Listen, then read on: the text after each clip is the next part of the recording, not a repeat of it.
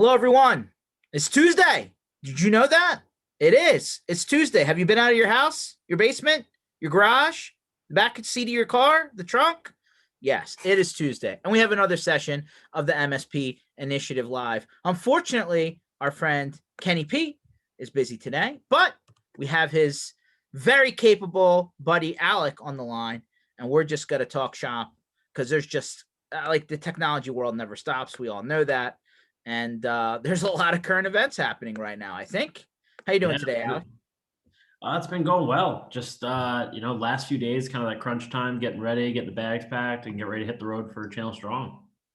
Yeah, so let's talk about that for a second before we get into the mix of things. So if you've been paying attention at all, you know that we run, like a RV/band tour bus, type gig as we run across the country in different sections. I think we've learned not to do too much driving in one sitting, but starting Monday, that's right, this upcoming Monday, you will find the Channel Strong tour kicking off. With a bunch of friendly industry faces, right, on the road.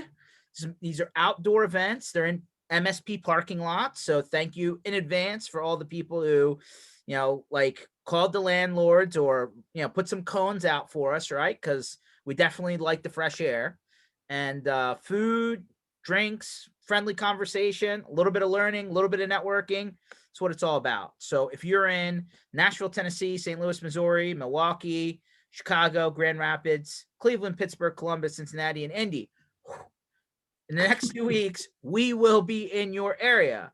So if you happen to be in those areas or feel like you want to drive out to one of those areas and you're either an IT guy or you're an MSP or you're an IT integrator or whatever you want to call yourselves, anybody except for a vendor that sells to IT people, because we have sponsors, which we'll talk about in a second, go to mspinitiative.com, click on Channel Strong, scroll down, and look, here are all the friendly people that will be on the bus, so you'll know who to look forward to.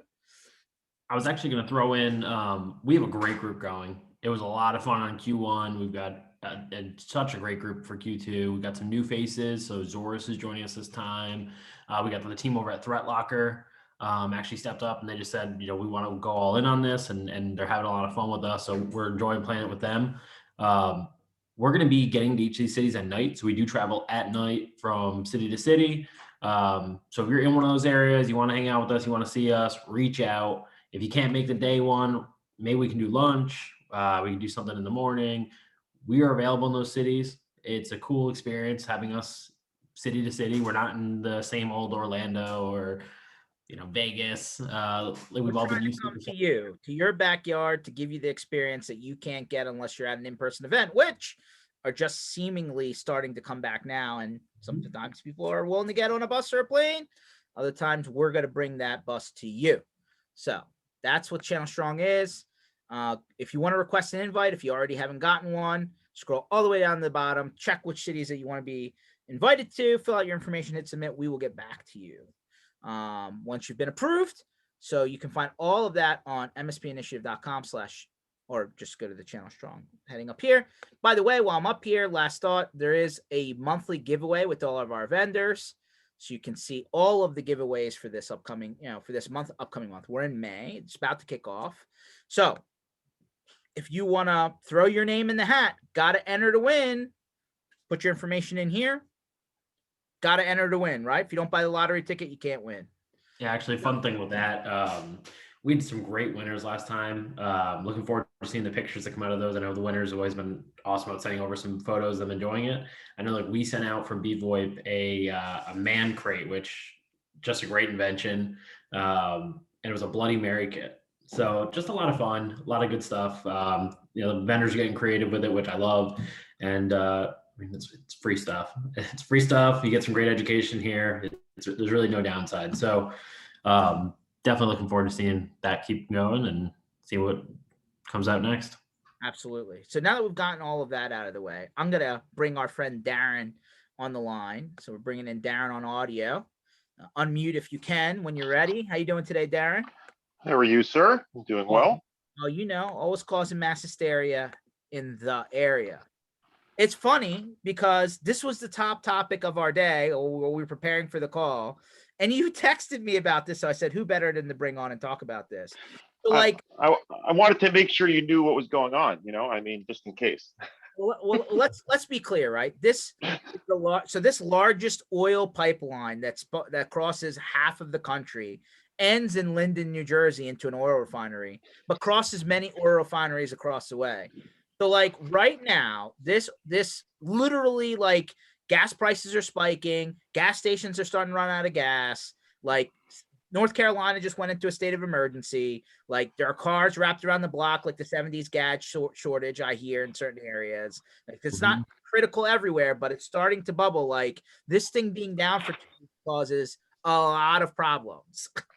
So again, for I know all of us in the IT industry joke about this and sometimes cringe about this. Like I went back and forth with you, Darren, earlier today, and I'm like, dude, that all it took was, or it probably was as simple as somebody clicked on a false link in an email, and that's what kicked off this completely debilitating $50 million ransomware scheme, right? Yeah, I mean, it's kind of crazy. I mean, interestingly, my even my mother sent me an email this morning about the gas prices in the 70s, and it's like, your industry, can't your industry do better? That's basically what she said, and she's very critical of me for a lot of reasons, most of them completely invalid. But it's just interesting to have that perspective. That basically is like, thanks for taking us back to the 70s, with the gas situation. So, So but well, it's go ahead. shocking. It's shocking to me that, like, as a major entity, right? This gas pipeline is a multi-billion-dollar operation. It seems like basic security precautions were just not in place. It seems like. That was I a mean, oh, go ahead, Darren. no, go ahead. Go ahead. I was just saying that was the biggest complaint that I kept hearing out of it was, why was some of this exposed to the internet? Why were there not? I mean, you look at, that's infrastructure. Like that's critical infrastructure right there. You look at stuff like the nuclear launch, right? They always talk about how that's still on the old technology because they want it offline. They don't want it to be touched. You look at a lot of the electrical companies, same kind of thing, right? So much of it is offsite. It's not actually connected to the internet for those reasons. It is kind of crazy to think about how the hell was this, decently exposed. And then the biggest question I think I'd ask is, why aren't there any backups? Again, it's probably at the very least, you would think that the way to get out of a system being down forever is to restore from backup. There doesn't seem to be backups for these systems. They just ran. So now all of a sudden they're like, well, the government should get involved. Now, I don't want to get political, but the official statement out of the administration is, well, this is a private sector issue. I'm like, is it? I was like, if airplanes and cars and trucks and all that other stuff that comes from oil stops working because we're out of juice. I mean, look at Texas, right? Yeah. Texas during the ice storm. I mean, that put out oil for some areas, right? I mean, that caused a little hiccup compared to what this is. But I mean, they got involved when the electric went down and everything there. I mean, it'll be interesting to see what happens. And like you said, we're already seeing it in some areas. It's really bad. I mean, I saw an MSP today from, I think it was Montgomery, Alabama, posted. There was 87. There was a lot, only 87. 80, the 90 and 93 were completely gone. And there was a line out down the street for this place. It's interesting. So this article actually gets into a couple of scenarios. I've been like speed reading. So number one, like, this dark side malware is really like a new variant, right? I mean, a dark side, it kind of reminds me of the villain from Superman. And then like they bring up, hey, we just went through the SolarWinds hack, right? Like we're not that far removed from that, right? And now we have critical infrastructure being hit. What's next? The power's going to go out?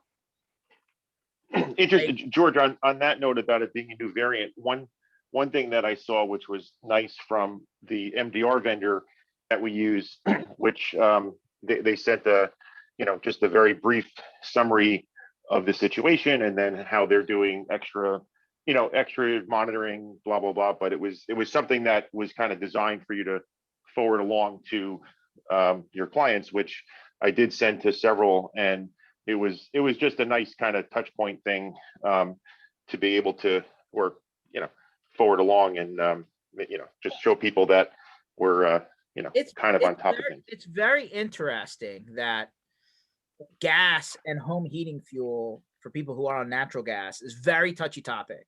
And the second it gets to a certain point, people start to get jittery. When your family members, friends, customers, prospects start coming to you about, hey, so how do you help prevent this from happening to us? That's not a bad conversation. I mean, it's bad it took that event to cause that to happen, but like it's happening, right? Like mainstream America is starting to realize that this is a problem. Well, so much hacking these days is socially engineered, right? I mean, there is plenty that is software based, right? It's doing brute force and break through the network, but so much of it is social engineering, right? And these awake moments where people are like, oh wow, that's happening. It draws attention to all of it, right? The Amazon scammers, the Netflix scammers, all of it. You have to make people aware that things like this happen and what to look for. And I mean, it's no different than you look like KnowBe4, right? And the training that they do. I mean, stuff like that is great. And, it's nice that we're seeing it out of our industry and out of the general IT industry, but we need to see it on a much broader scale. I mean, it's interesting. I was watching an HBO Max series. I have to pull up the name. I forgot. I'm only 2 or 3 episodes in, but it's about con jobs, right? And like you want to talk about social engineering. Like if you get a really, really crafty bad guy, they really cater the entire experience. Like they research you. Like they dive into your online and they try and find everything about you so that it looks real, so that it feels real, so that it sounds real. If you ever get to that level of sophistication, it may not be super technical. It may just be that they came up with a really good story. Oh, absolutely. I mean, you look at Mark Rober, who was the NASA engineer that retired, now does a couple of YouTube videos a year and does very well with it. He got famous from the glitter bomb prank he did a couple years ago with the package thieves, and that was very rudimentary in terms of thievery. But when you look at go forward a little bit, he actually worked with a couple other very popular people on the internet that go after these scammers, right? These Indian call centers and overseas call centers, and they targeted them, and the operation was unbelievable from what you would think it is. These people were renting Airbnbs for one day. They would just show up to the Airbnb, which was really vacant. They never actually showed up. They'd show up, they'd grab the package, they'd leave. That Airbnb was just essentially a drop site for you to send your money to. They would track it. They would rent the Airbnb for like the week because it would cost nothing compared to the 5, 10, 15, whatever they could get from you. I mean, just the level of operation is just unbelievable. Yeah, like that HBO Max series where it was like this dude from the UK was using powerful women's names to convince people from Hollywood, right? Like photographers, video people, whatever. They would get them to fly to Indonesia and literally bleed them dry. Eventually, they stole so much money from so many people, like the lawyers of like, what was it? I don't know if it was like Melinda Gates or if it was Murdoch's wife or whatever. I mean, basically their attorneys caught on, and it took them like 2 years, but the FBI finally arrested the dude out of the UK. But like by the time he had done that, he had created domain names that like every day. It was so sophisticated. It was like this one dude that was running the whole thing.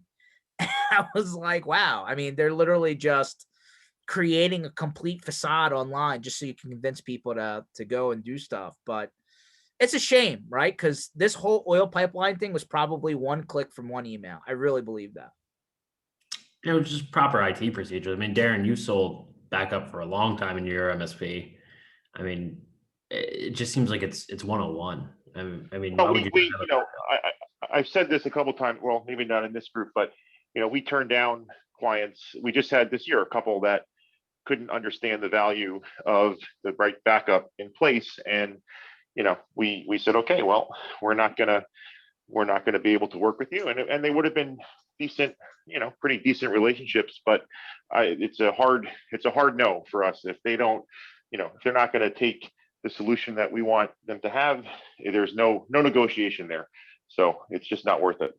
Well, I mean, the liability's there, right? I mean, if this was you, if you were the outsourced IT for this company, no matter if you had told them to put the backup in place and went back to them now and told them that that would have bailed them out, you're in trouble. I mean, this is on your desk, this is on your head. And Yep. George, scroll down a little bit. I think it said it was only like 100 gigs of data. It was not extreme in terms of what they grabbed for them when they locked it all. Well, it was twofold, right? They stole data and said that they were going to release it online, but then they also encrypted systems and said, well, so you basically had to pay these people 2 ways in order to kind of get out of it, right? So at the end of the day, they're in trouble. I mean, this thing's still down. I mean, I think the CEO of this company may have just come out like today and said, we're working on it. But the fact that this pretty much shut down half the country, and the fact that we were pretty much energy independent coming into November, and now we're at a standstill is a scary, scary, scary thought. And to Darren's point, I had a customer was like, yeah, so why do we need a server? I'm like, I don't care where your data is. It still needs to be backed up. You can't just have one copy of your data anywhere. I don't care if it's Amazon or a box on the floor or Google or Microsoft. Like, you still need to back your stuff up. I was like, I don't know how else to tell you other than the day that you go to get it and it's gone and you're like, oh, I need help. You're already in trouble if that's the conversation you're having at that point. Absolutely. I think that's one of the confusing points of the cloud, right? Everyone's like, oh, it's in the cloud, it's backed up. I'm like, no, it's not. I was like, why do you think that? They're like, well, it sounds like it is. I'm like, from where? From who? From what? But it's in the cloud. And I'm like, yeah, no, like Microsoft only holds your data for 30 days. I was like, they tell you to go and get a backup solution in their terms and conditions that you don't read. So like, where did you get that from? They're like, oh, well, I guess I just thought. I'm like, oh, okay, great. I think the worrying thing, I think the thing MSPs have to be ready for is this conversation is coming. Like you said, the SolarWinds hack was just in December. I mean, we're 5 months out from that, and this is crippling. It really is. And in terms of exposure to other countries that may or may not have malicious intent, I mean, hacking from overseas is not a new thing, but these kind of levels of it and this kind of level of intrusion is new. And it's just going to be interesting to see where it goes from here, and hopefully the right pieces are put in place to protect us and get it ready. But I mean, IT is going to have to be able to answer for that. And it's all, but like you said, it's a great example, and I would not be afraid to put this in front of any customer and go, look, they didn't have it, how did it work out for them? You know how much money they lost, and 2 days, 3 days, whatever it ends up being. 100%. Moving on to a quick next topic. So obviously this big 14.5.1 came out that kind of stopped all these apps from following you. That was the big kind of like privacy transparency thing, if that's even a thing. But it looks like Apple's like, oh yeah, once you get to 14.5.1, we won't let you downgrade. So talk about they're locking you into one version and above, but that seems to be the case. Yeah, Apple's done that a couple times throughout their history. Whenever they find an exploit, they block any downgrades. Yep. There it is. So I thought that was very interesting because, with us being in the technology business and bad service packs, right? I mean, it happens. I haven't upgraded yet. I mean, I'm getting there, but I'm always careful with Apple. I upgraded, but I was like, let's back this thing up before we do that. Remember that backup, that word backup? Yeah, 100%. Next thing is, and it's funny, Ken's not here because he talks about this all the time. Looks like Clubhouse is available for Android. So there you go. For all those Android people, technically there's more Android users than iPhone. But for all those Android users out there on the world, now you can finally join Clubhouse conversations. I mean, have you even downloaded this? I haven't downloaded this yet. I have it. There's a decent amount of IT starting to pop up on there. I know, like our friends over at Nerdio have done a couple chats on there, and I've seen a couple other MSP groups that are doing different chats on there. So it'd be interesting to see if it works. I popped in and out of a handful of them. I'll be honest, I haven't found it super catchy or something that kind of pulls you in, but we'll see. Like Jasmine Space. What is this? MySpace 2.0? You tried it there? I don't know. I don't. I'm an Android user, and I don't see that. There's just too much out there already. But it's amazing how many people will find usage for every single thing that is put out there. So it's, Yeah. These guys were smart with it. I mean, they made it exclusive. You had to get an invite to get into it. It was smart. It made it feel exclusive. They got a couple of celebrities they paid to get on there. It was smart. Do I know if it'll blow up? I don't know. Is it really worth $4 billion? That was another episode on that show, was the whole WeWork thing. Ooh, yeah. Yeah, I didn't realize all of the, like, I didn't get into the details of it. I heard obviously there was a problem, but like after I watched that episode, I was like, wow, it kind of just set their own valuation. They're like, yeah, we're worth 75 billion. I'm like, 75 billion? How? Why? Well, they did this crazy land and expand in that model. I mean, there's a bunch of little, I mean, we've used personally for work together in the past, those private workspaces, but it's unbelievable at how they've franchised it and just exploded it. But yeah, they definitely set their own valuation.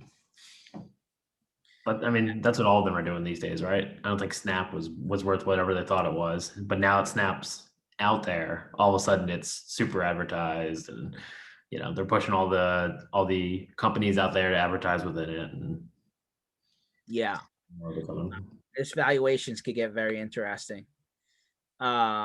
Here you go. This is Facebook hasn't had really good news recently, but they will now push you to read the articles before you share them. What do you think about that?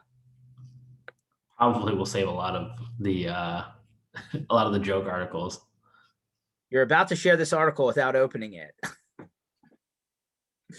So that's intriguing. I think that should be mandatory. I think you should have to read it. That should be a requirement, but that's just me. No, hey, listen, that's maybe one thing that actually makes sense, assuming they don't filter the articles that you want to read out. But yes, I got you. That's social media, as we've seen, has been a major source of concerns about what's allowed and what's not allowed. Moving right along. Here you go. Speaking about mobile apps, these are always fun. Apple, the European Union loves going after American tech companies. Although technically the UK is separate from the European Union now, so it would just be a UK thing. But guess they were overcharging people. But overcharging 20 million UK customers, that's not small. Yeah, could cost $2 billion in payments. They'll settle that. Oh, of course they will, because they can. But I'm just saying, you always hear these crazy dollar amounts on these lawsuits. Oh, absolutely.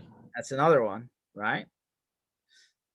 Oh, here you go. Here's an update to the pipeline story that I just ran across. Here you go. FBI says oil pipeline ransomware attack could be back by week's end. Week's end, so a week down. Yeah. I mean, ugly few weeks following that. Well, 1 week of not producing oil, I'm sure has a large impact, as we said. There you go. And they said that the dark side ransomware is linked to a criminal gang. If you believe this story. Criminal gang. Really? I thought gangs were people that like showed up with bats and chains. No, we're online gangs now, guys. And West Side Story in the 80s. Yeah, I hear you. I know they got guns and knives now. I got you. But I just never considered ransomware as a gang approach. You know what I mean? Criminal gang. I mean, it's usually just running drugs, but yeah. Just saying. And then as it continues, right? It's amazing how many articles spin from this. Americans ill prepared for cybersecurity threats. You think? Come on, man. That's what we've been talking about this whole time for years. I think we're going to see regulation coming. You think? Mm-hmm. Where? From where? From Washington. I think we'll see regulation that'll force some level of cybersecurity audit, kind of like a HIPAA style. I don't think that's gonna go well. I don't think it will go well, but I think it's coming. I Okay. mean, it's the only expectable response to this, right? I mean, they're going to blame it. They're going to point and say private sector. How do they control the private sector regulation? Well, here's one. Here's something that's very intriguing since we're talking about this. Check this out. Indiana Supreme Court finds that Bitcoin payments is not necessarily covered loss under commercial crime policy, because not every ransomware attack involves fraud. Oof.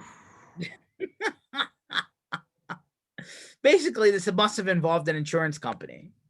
Mm-hmm. And the insurance company didn't want to pay. And then the court basically said, well, they don't have to. And that's exactly what it is. I mean, insurance companies always don't want to pay. That's literally how they exist. Here you go. G&G Oil submitted an insurance claim to Continental, which denied coverage under the policy, concluding the computer hacking was specifically excluded from the policy. G&G Oil declined computer hacking and computer virus coverage. Who declines computer virus coverage? Moreover, the claim was denied because Continental believed payment of Bitcoin was voluntarily transferred by G&G Oil as a result. So basically, they're saying because you paid the ransom, we're not covering it.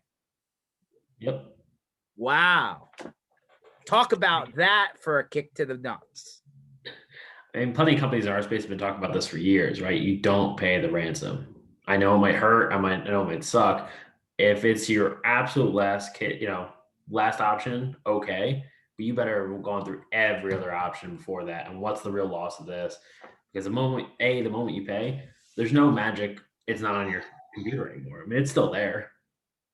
Yeah, but the difference now is that in most of these, if you don't pay, or many of them, they will publish your stuff, which is something that there's no way around unless that's a pretty big development in terms of that philosophy of not paying. I mean, I would imagine many of my clients would end up wanting to pay even if we had all their stuff to not get things publicized.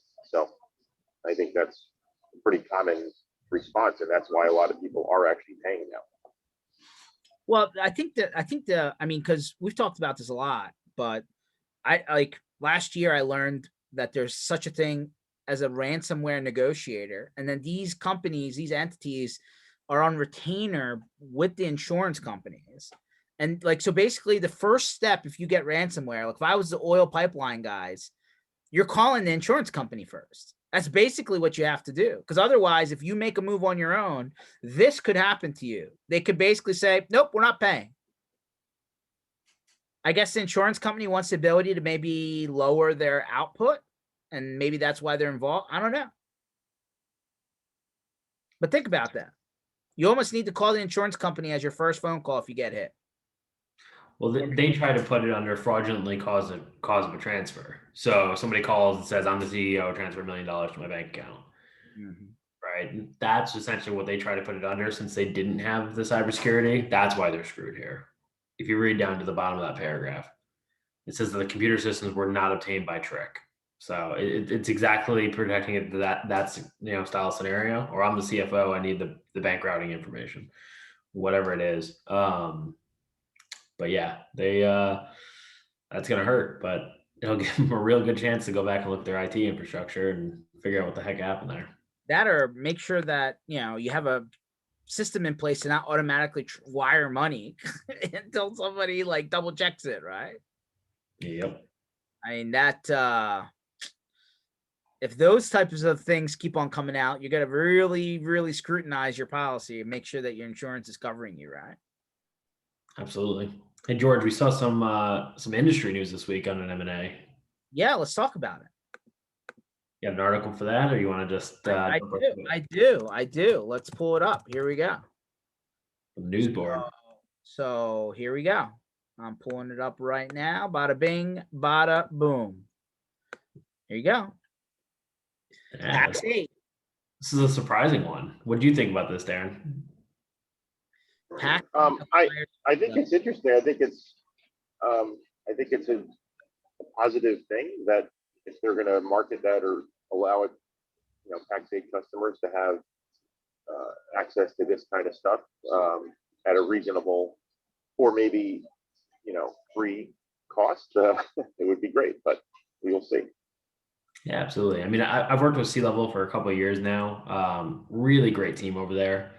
They were getting to a really nice level. I mean, we started to see them in Australia, obviously pre-pandemic, but great team. And I know a lot of MSPs use them and sing the praises. So it was pretty cool to see those two teams come together. I think culture-wise, it'll work really well. And I think it'll be really interesting to see what that offering looks like. But knowing PAX 8, I think it'll be a good one.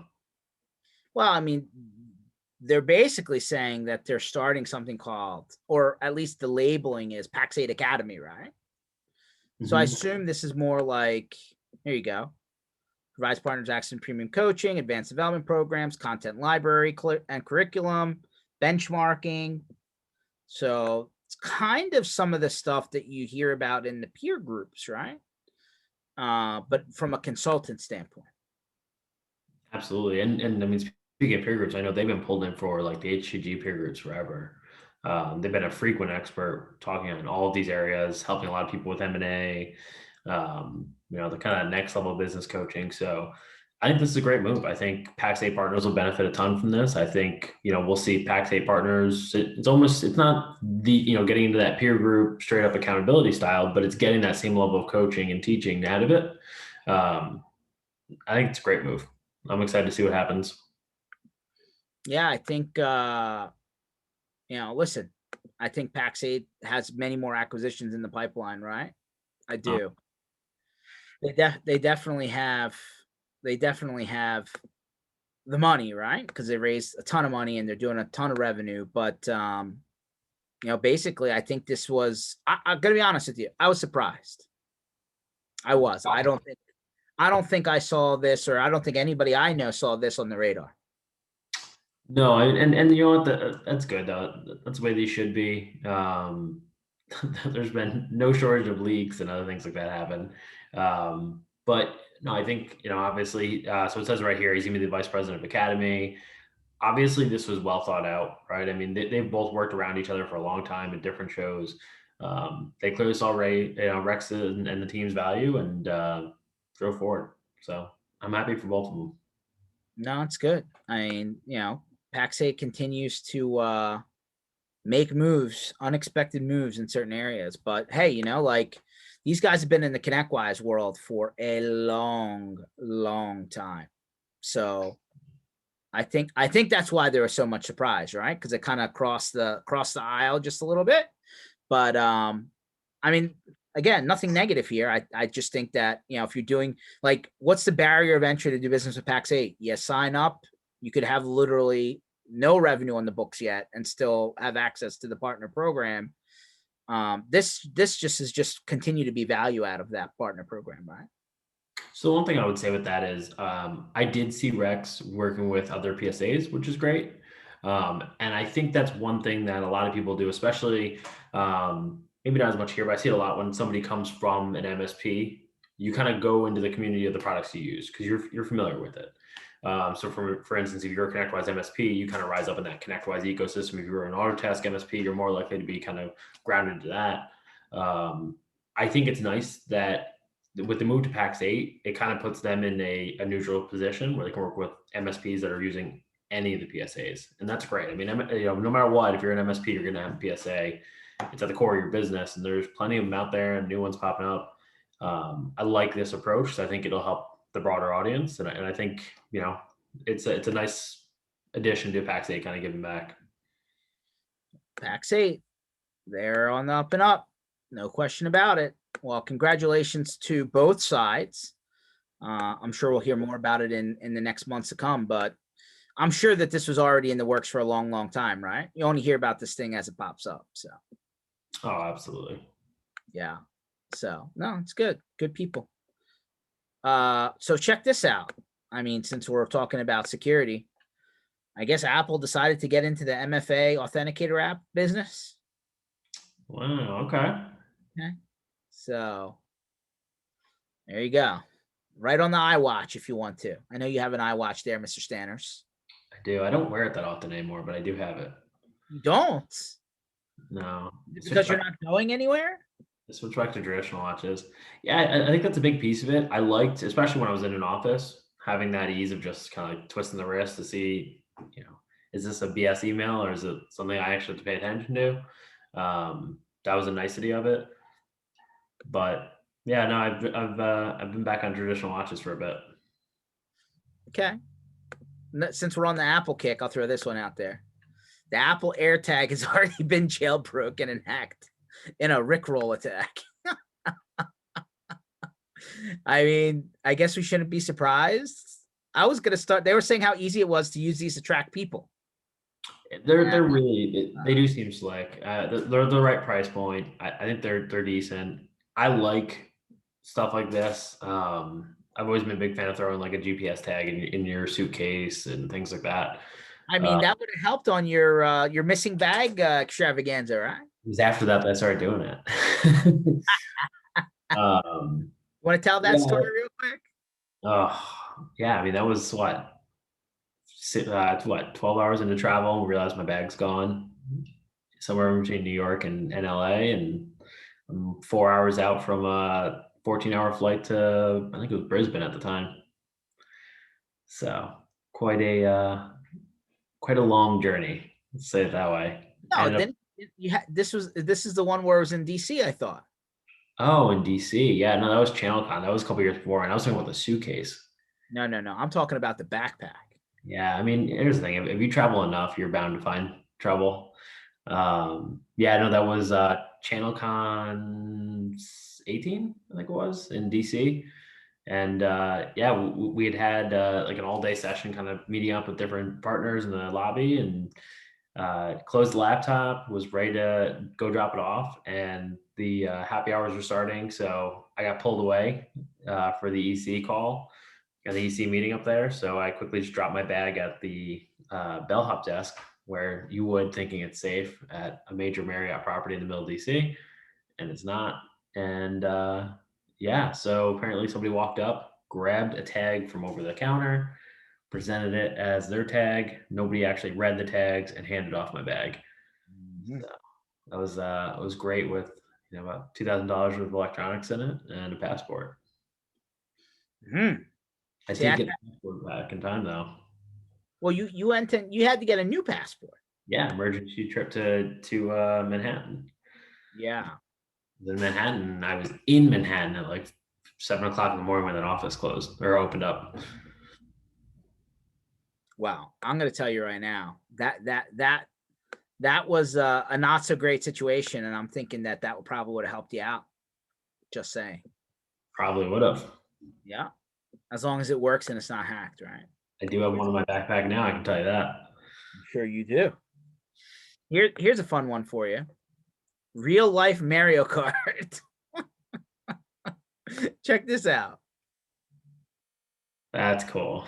It's like a lawnmower, dude. But hey, people are doing a lot of cool. Obviously, looks like a lot of that's AR. People are doing a lot of cool AR stuff. I think we'll see a lot more of that coming into the business place. I think if I was an MSP specializing in anything from like construction or medical, I'd start to get ahead on that, because it's going to come. I mean, especially construction architecture, being able to actually like stand inside the building. I mean, things like that are going to get pretty major. Wow, you know who started all of this? It was Pokemon Go.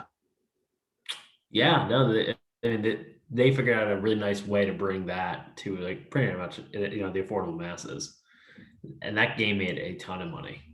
Ton of money, crazy amounts of money. Yeah, Pokemon Go. Darren, you playing any Pokemon Go in the past? Was that your game? I do not. No, I am not. No longer into any games. So, but more power to those that are. No, I'm right there with you, man. I am. Trust me. But Alec's a big gamer, so you just got to keep him in the mix. Keeps me entertained, and I will say, actually, on a technology front, Microsoft opened up their Azure servers to allow you to stream your Xbox direct to your phone or your tablet, which is pretty cool. So, like, I have the new Xbox, and I can directly stream it right to my phone and play full, 1080p games. It's pretty nice. Interesting. Pretty much no lag. I was playing some pretty heavy duty games and nothing. Well, somebody has to do it right. Tested it out before I got on the bus. Yeah, you better test. I mean, once you're on the bus, but you have pretty good internet on the bus. We do have pretty good internet on the bus. For a moving tube down the road, it's got some good internet connectivity. Just gotta say, here's a good one. Anyone who, I mean, is in frontier land, as in not the airline, the internet provider. Here you go. They've just added a sneaky $8, or I'm sorry, $7 monthly charge, infrastructure charge. So I know there's a lot of people, especially down in Florida, this old FiOS guys who are now on Frontier, right? Looks like they just tacked on some more juice. So, yeah, Spectrum raised their pricing too and said it was infrastructure related. I wonder how much of this is because everybody's at home and on the internet at the same Exactly what they told me it was. I mean, the infrastructure fee. Oh, we got to add some more bandwidth. Sorry, everybody's playing video games at once. It's all you, Stanners. And in New York, they actually mandated a $15 low-income housing internet. And I guess all the ISPs turned around and sued the local government. Wow. They want to offer it. On another front, you want to talk about internet bandwidth. What about this?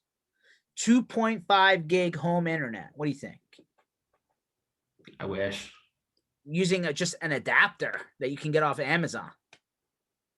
Something doesn't sound right. No, it doesn't.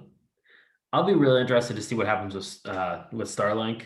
That's the one that to me has been pretty interesting to watch. I mean, it's very new in terms of tech, and he's getting more and more approval to get those satellites closer and closer and keep filling up the sky with them. So look, they said just connect this adapter between the cable line and your modem and your router. that's only $100. Give it a try. Let me know how it goes. I might. I mean, but keep in mind I'm on FiOS, so I don't think that'll work. I think this is meant for cable internet. So, because that's what Mocha means. Yeah. But I know you have cable internet. Should I drop ship these to you? Yeah, sure. I'll give it a whirl. Okay. If the cable internet company bangs on your door and asks you questions, you'll figure it out. I'll figure it out. They would in New York too. Well, I mean, yeah, we all know about New York. Well, crazy over there. I'm curious to see how the internet, like the fiber internet, companies, right? Like FiOS. I mean, they promised it for decades apparently, and they were charging for it too. But I'm curious how the internet bandwidth does expand, because I mean, the whole fiber networks are built to just scale forever. But but some of these cable providers, they're running on lines from 40 years ago. I mean, can only go so far, right? Well, that was the whole push, right? Was to push fiber into all these areas. And I mean, it's crazy. Like, if you've ever worked with those fiber providers, it's like Wall Street. I mean, they're just phones ringing off the hook. They're dropping lines everywhere.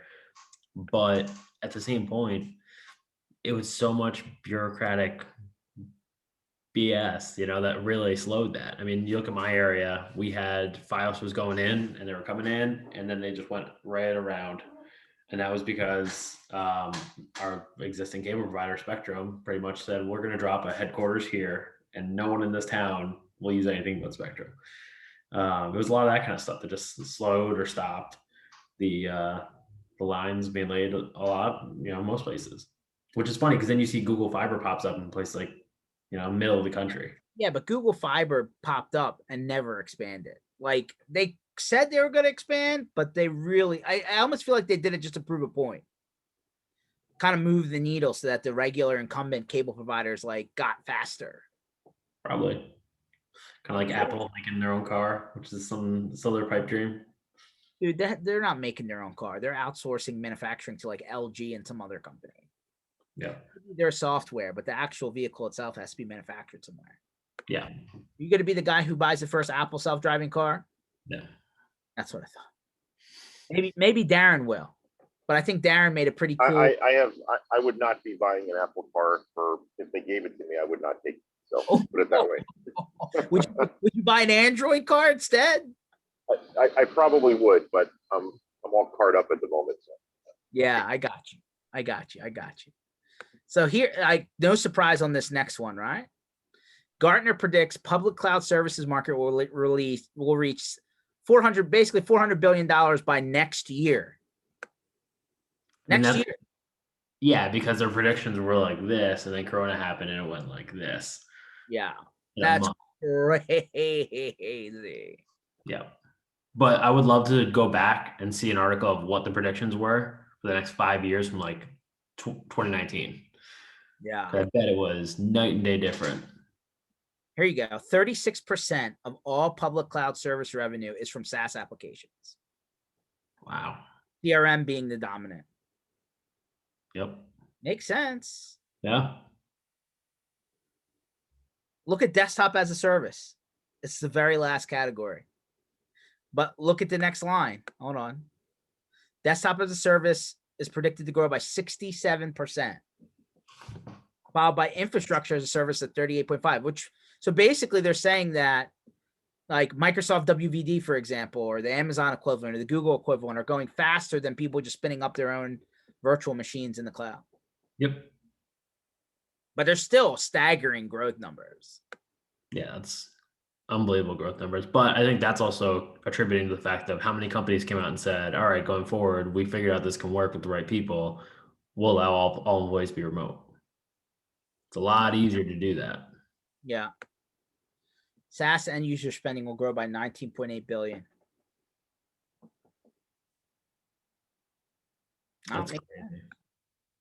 It makes sense. Mm-hmm. I mean, everything's as a service, right? Everybody wants to work like that whole, hey, I'm working from the beach. I know it was a commercial way back when, and everybody always brought it up as a punchline. It's a thing now. Oh, yeah. It's a thing. So before you go and work on the beach, you better check your cell phone service though.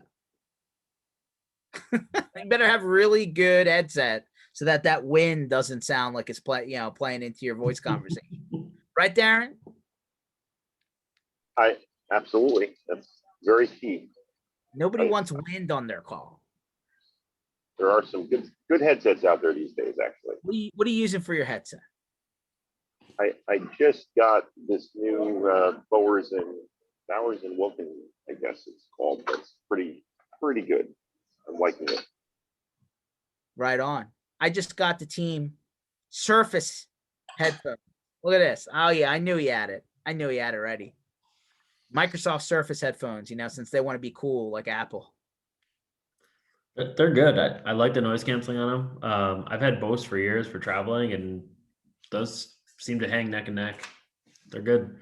And then for work, in terms of like if I'm gonna just kind of go for a couple hours, listen to something, the Jabra PLTs we use, those are really good. But those Plantronics the headsets last forever on the battery, man. Yeah. Yeah. So you got different headsets for different situations. Yeah. So I'm curious, right? I think this week we have Robin Robbins kicking off, which is kind of like the first conference. If that's what you want to call it. It's the first large scale conference, yeah. Apparently they had HTG or IT Nation Evolve peer groups in Dallas this quarter. What are you hearing on the street? How many people? Darren, I'm surprised you didn't drive down there, buddy. Little trip down to Florida. I got so much going on, but I will be driving. I'll be meeting you for the second phase or the next phase of that thing. Oh, that's right. I forgot to tell you, Darren's going to be popping out to the Channel Strong Midwest tour. Awesome. Yeah. Might be following the bus. Wait, Midwest or Northeast? Midwest. Midwest, I think. Yeah. Awesome. We'll see. Yeah. In touch. Oh yeah, he's pumped. He's absolutely pumped. I'm curious to see how many people go to this event in Florida. I'm not trying to advertise here. I'm simply just talking industry news, right? But for giggles. It's huge industry news. I mean, we're all dying to get a real trade show back, and we miss it. I mean, boot camp used to be 1,000+ people. I mean, it was a large scale event. So Yeah. And this is also the first one I think is really optimizing that idea of hybrid, right? I mean, a real sized in-person audience along with that virtual option. So it'll be interesting. I'm looking forward to hearing it. And honestly, I hope it goes really well because I am ready to get back to a trade show and, even the crappy food and standing at a booth for longer than I should. Well, hold on, man. Nobody wants turkey bacon. It's true. Nobody likes turkey bacon. Gotta have the real bacon, man. No cutting corners on that. Their food went way up though after that. After turkey bacon, their food did go significantly. You talking about data? I am. They did a really good job with their food. I'm sure Darren was the one asking for real bacon. That's who it was. You gotta have good food. It's just, yeah, it's very important. They did do a good job. I will say they did a good job. Yes, I think that was probably their biggest complaint, the turkey bacon, or so Rob Ray says. Oh, it was all of us. Amazing. Yes. But it'll be interesting to see how many people actually turn up in person. So far, I've been kind of checking online, and looks like pretty much just vendor setting up today. But I think this shindig starts tonight. I think there's something starting tonight, and then pretty much rolls for Wednesday through Saturday. I think that's usually how those go. Yeah, that's a lot of days in Florida. It is. You know, it's kind of like Vegas, right? They may not make it to the event, or they may check in, but then they may be in Florida. You know what I mean? Yeah. Oh yeah, and I mean it's in Orlando. There's a couple other things to do there. Just a few. Just a few. I mean, apparently you found the site for the next Vegas party. Oh, I did. That was cool. Yeah, underground. Yeah, there's Darren, you'd like this. It's a Don't give the whole secret away, but because we might want to book it. But go ahead. I mean, it's essentially a bunker built in the 70s that's pretty kitted out and rentable. So That does sound intriguing. Like- I like that idea. But intriguing enough to leave the strip. it's only like 2 blocks from the strip. And you just walk up to this. I'm over the strip at this point. Trust me. So yes, I'd love to leave the strip. Darren's like, I've given every venue my money. I'm good. I've paid my dues. I owe nothing to the strip. Trust me. It's not far from the strip. It was a couple blocks, and you essentially walk up to like this okay house, but walk up, hit the elevator, and you're, down underground. Like when you say a couple blocks from the strip's like 4 miles. So No, like, right off like the center of the strip, like Bellagio area. and there's 2 blocks off the Bellagio. There's a house. I wonder what that guy's taxes looks like. Looks like a house with just like a dirt like lawn, essentially. Well, that's because there's no grass in Las Vegas. Yeah. Everybody's back and front yards are rocks. A lot of people do the fake grass, but this is like No turf grass. it's a nicer house. I mean, it's not a bad house, but it's a nicer house with no lawn, and then you just figure it out. And then there's like a little shed in the corner. And that's like an extra access point down to there. It was cool though. I guess that corporate doomsday events. plans are set, huh? What do you say? That guy's doomsday plans are set. He's not going to be renting it when it's all coming down. No, he's all set. Yeah, 100%. Well, good news is just a reminder, right? Going back through my announcements so that if anyone catches the end of this, and again, if you want to come out and see Darren, who's great guy and is going to be out there, right? Just a reminder for anyone who didn't catch the beginning, got the Channel Strong Tour. Register in these cities. Maybe you want to take a trip, not to Florida. There you go.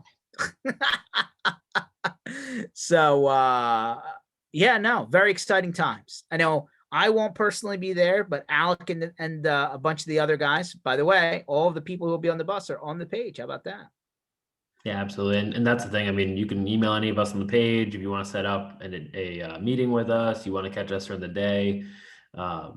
Essentially the format for these are we travel at night to the next city. We spend the day either visiting with partners or, just working the normal job. And then events kick off at 4:00. So feel free to reach out, LinkedIn, email, it's all on there for every one of us. Set up a meeting, catch some time with us. We'd love to show you what's new or just catch up and grab a bite. And if you're in the area, definitely come by the event. It's a good time to unwind. Feel free to bring your staff. This is definitely a big thank you to everyone that, worked through this entire thing. There was no break for MSPs. So I think it'll be good. And you'll get some cool vendor swag. Definitely. Including a really nice bvoip 25-ounce beer mug. 25-pound beer mug. I mean, I was surprised. I didn't hear about them ever breaking until Justice. Yeah, I know that Paul from Compliance Group watched one of those bounce across the parking lot like a basketball. Yeah. So, yeah, no, they're durable, but yeah, a ton of great swag. Sade from our team does an unbelievable job in terms of setup and food, and we always have some good food there, some great beers there. Just that chance to get the hallway chat in, right? I mean, these are fun and it's great to catch up with people, but that in-person hallway chat when you get tons of different people coming and going from the conversation, it's awesome. It's great to see it again. And now you'll have Darren. And now we'll have Darren. Exactly. So, I owe Darren a couple of beers and look forward to seeing him out there. Can't go wrong. Definitely. All right. Well, Darren, appreciate you for jumping on. You got it. Hopefully this oil thing doesn't last for too much longer, else can only imagine the airline flights are going to explode even more than they were going to this summer, which I hear the largest summer travel in 20 years. So it really is, though. It's such a good opportunity to bring it up with anybody that might be hesitant on doing additional security stuff. It's such an easy conversation to have when something like this happens that it's a good opportunity. So I just hope that I don't pull into the gas station and it's $5 a gallon, because the last time I saw that, it was in California, and I don't think anybody wants to pull up to the gas station and see $5 a gallon for regular. That's a little crazy. It's at a 50-cent jump yesterday. 50 cents per gallon. Yep. Let's just hope you're not. And now let's just hope next week when you're talking about this on the Tuesday session, it's here's the resolution or here's when it cleaned up, and not this way, not this way. Yeah. Let's hope you're not reporting that it's still going on, because by the end of the week is a hopeful. I swear it was just like 7 months ago where like oil was negative and they were parked off the coast because it was literally they'd have to pay to dock the boat. Oh, yep. Man, how quickly the tides have turned. This whole session was recorded and is available at mspinitiative.com under sessions. All of our sessions are there. You can fast forward, rewind, download, pause. And we like to continue these Tuesdays and Thursdays, 1:00 Eastern time, in whatever garage, basement, man cave, or backseat of any car that you may be in. We will be broadcasting from the road, right? So our friends will check in from the Channel Strong tour, like we like to see, and kind of give us a heads up on how things are going, which is always cool. And we hope that you also jump into the monthly prize giveaway, also on the website under giveaways. Register to win. Alec, thanks for jumping on today. Darren, thanks for chipping in today. And we will catch you guys all on Thursday. Look forward to it. See you guys soon. Later.